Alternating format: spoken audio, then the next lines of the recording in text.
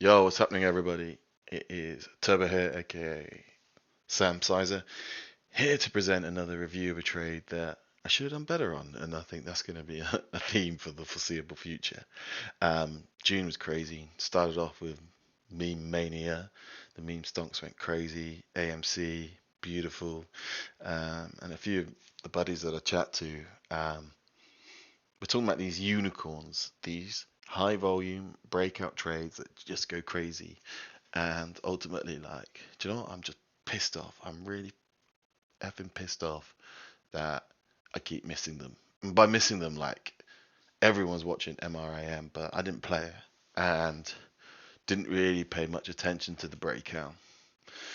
So I'm filming this, but not like I said, it's not from a position of power. I'm pissed off, and actually, I want to do better next time.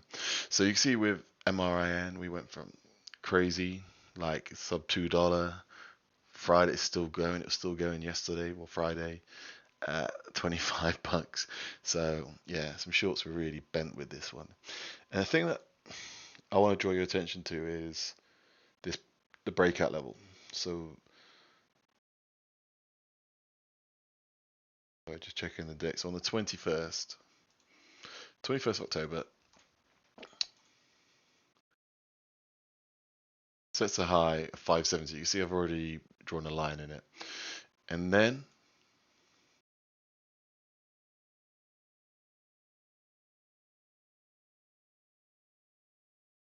on the 28th, this presents itself.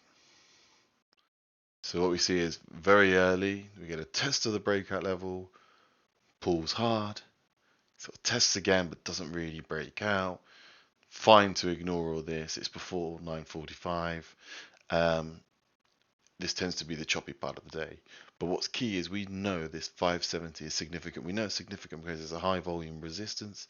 We also know it's significant on the intraday as well. And after it pulls back, well, we just basically get an A, B, C, D around this level. We've got the A, the morning high, let's just say 570, pulls back, B, lower 5, tests 570, pulls back, higher low, tests again, pulls back, higher low, breaks, doesn't look back for the whole day then. So this, I get an arrow here. Like,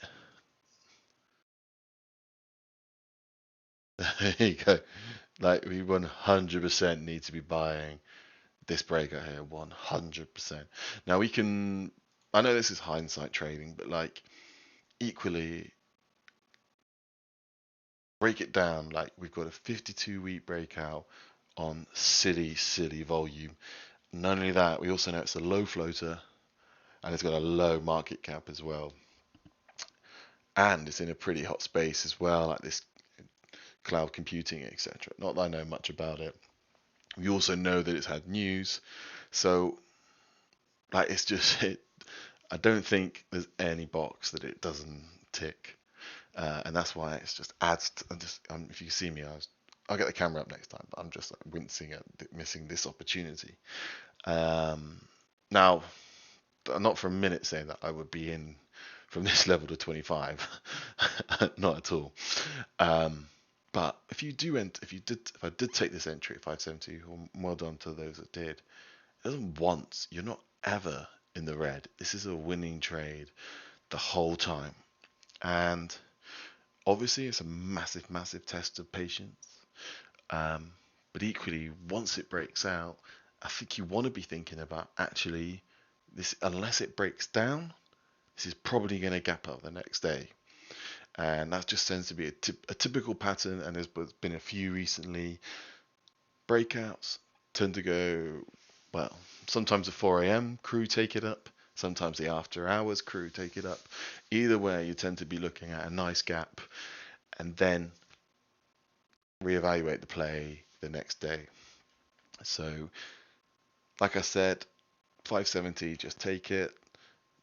Work out your size. You can work out your size in three ways, in my opinion. You could take it off this low, lower day, or this second low, which perhaps doesn't make as much sense, but you know that if that second low breaks down, perhaps Perhaps it would sort of fail if we do get some sort of rejection off that level.